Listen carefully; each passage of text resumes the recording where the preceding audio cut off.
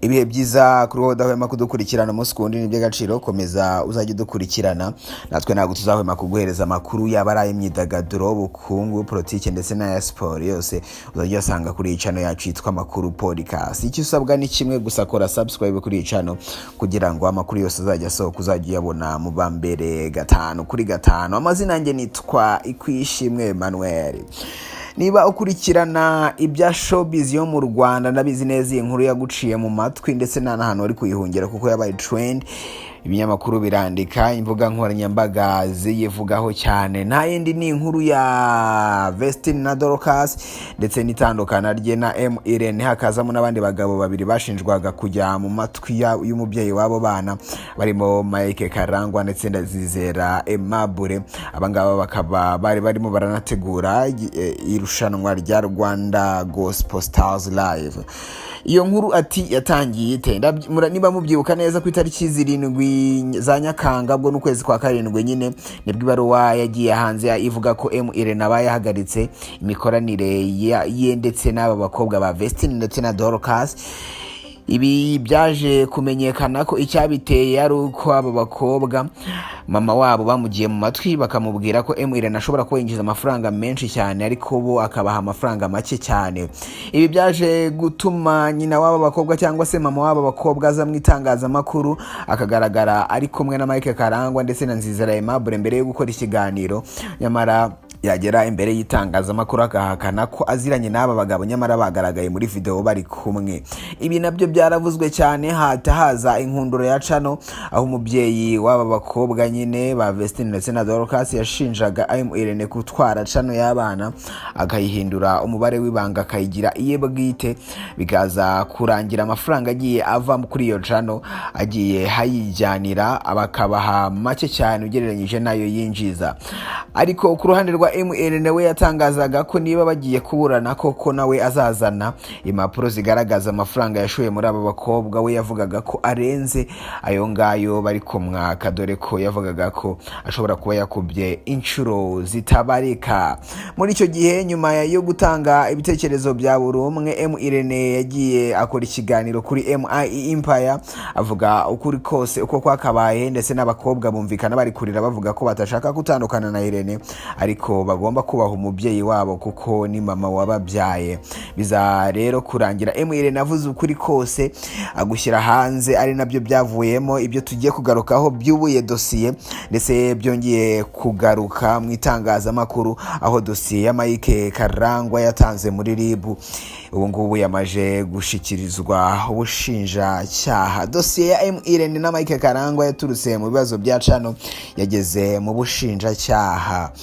Urwego rw'igihugu rw'ubugenzacyaha RIB rwashyikirije ubushinjacyaha dosiye ya Karangwa Jean Mike, cyangwa se twamenye nka Mike Karangwa, yarezemo muri Ndahabi Irene cyangwa se twamenye nka Irene, avuga ko yamuharabitse binyuze mu makuru y'impuha yamutangajeho. Ukwezi kwa Nyakanga 2021 kwasize gusembuye amahari hagati ya Mike Karangwa ndetse na Irene, abanyamakuru bari bafite izina mu myidagaduro yo mu Rwanda. Intandaro yo kurebana ayingwe ishingiye ku kibazo cya Vestine ndetse na Dorcas. Ibintu byahinduye isura ku itariki ya 7 Nyakanga 2021 ubwo hatangazwaga inkuru y'itandukana rya Irene n'itsinda ry'abahanzikazi bahimbaza Imana abereye umujyanama mu bya muzika cyangwa se abereye manager, abo ngabo nakubwiye haruguru nyine ba Vestine ndetse na Dorcas. Kuri uwo munsi Irene yasohoye itangazo avuga ko yatandukanye na Vestine ndetse na Dorcas, batangiye gukorana mu mwaka wa 2020 kuko nibwo Irene yabakoreye indirimbo zigiye zitandukanye, hari zirimo Nahawe Ijambo, zirimo yitwa Papa, zirimo n'iyitwa Adonai yagiye hanze mu minsi yashize. Kuri ubu ngubu indirimbo bamaze gukorana yitwa Ibuye n'iri hanze ndetse iri no kugenda ikundwa cyane. Kuri ubu ngubu bimaze kurebwa n'abantu barenga 600,000, indirimbo itarayamara n'icyumweru hanze. Rero batangiye gukorana 2020 nibwo Irene yabazanye mu muziki kuko akunda gufasha impano nyinshi, ni nako yazamuye niyo Bosco. Rero n'aba bakobwa 2020 nibwo yabazanye.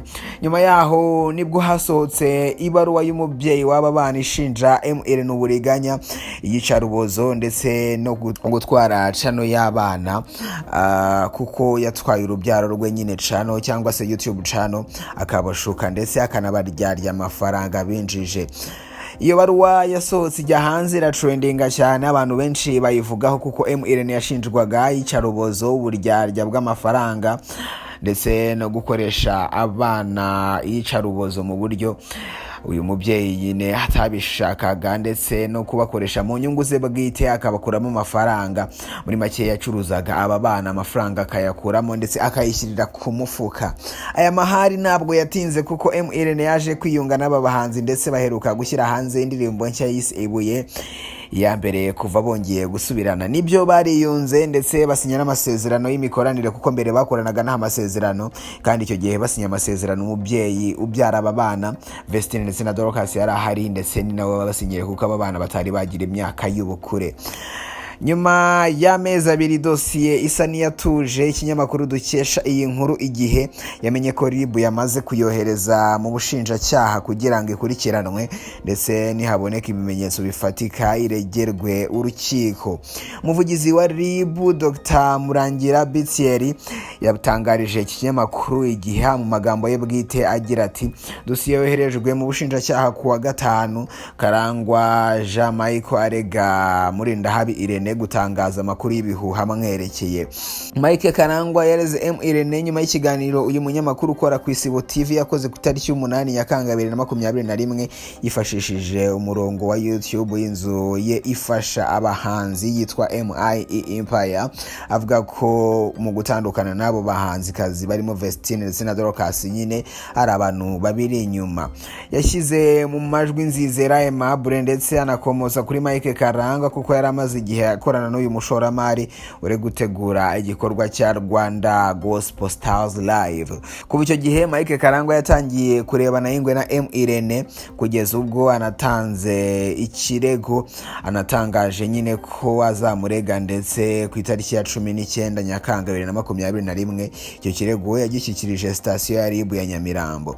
Muri icyo kirego Mike Karangwa yavuze ko Irene yavuze ndetse akandika ku mbuga nkoranyambaga ze ko ari umugambanyi ndetse akaba n'igisambo kuko yashakaga gusenya ibyo yagezeho amuteranya na Vestine ndetse na Dorcas. Mu gihe Irene yahamwa n'icyaha yarezwe cyo gutangaza amakuru y'ibihuha, yahanishwa ingingo ya 39 y'itegeko nomero 60 akarongo kaberamye 2018 ryo kuwa 22 z'ukwa 8 2018 yerekeye gukumira no guhana ibyaha bikoreshejwe ikoranabuhanga. Iyi ngingo ivuga ko uhamijwe iki cyaha ahabwa igifungo kitari munsi y'imyaka 3 ariko kitarenze 5 n'amafaranga y'u Rwanda atari munsi ya miliyoni 1 ndetse ariko atarenze miliyoni 3.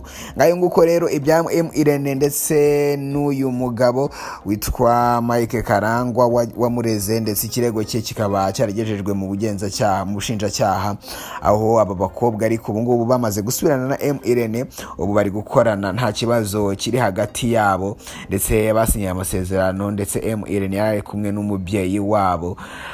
Abasinyira amasezerano kuko batujuje imyaka y'ubukure. Kuri ubu ngubu rero turi gutegereza kugira ngo turebe aho iki kirego cyerekeza, niba iki cyaha ko kizahamwa Irene agafungwa hagati y'imyaka 3 ndetse n'imyaka 5 aganatanga nare y'amafaranga hagati ya miliyoni 1 ndetse na miliyoni 3 z'amafaranga y'u Rwanda. Byari byaratuje, havuzwe byinshi cyane, hatutswe muri Mike Karangwa yaratutswe ndetse hari n'abatekereje ko ari ugutwika, ariko byaje kurangira twese tumenye ko atari ugutwika. Irene ubu ngubu bari gukorana n'abakobwa basinyanye amasezerano n'umubyeyi wabo mu minsi yashize, kandi baherutse no gusohora indirimbo yitwa Ibuye nyine iri na trend cyane, iri gukundwa n'abantu benshi cyane, iri no kurebwa cyane ku rubuga rwa YouTube, aho imaze kurebwa n'abantu barenga 600,000 ku rubuga rwa YouTube mu minsi itarenze 5 imaze hanze gusa. Komeza rero kugira ibihe byiza cyane udahwema kudukurikirana, tuzakomeza kugukurikiranira nyine iby'iki kibazo, ariko tugenda tuguhereza updates. Yese iki kirego nikigera ku rwego rwo gutangazwa mu itangazamakuru, natwe tuzaba bambere mu kukugezaho iyo nkuru.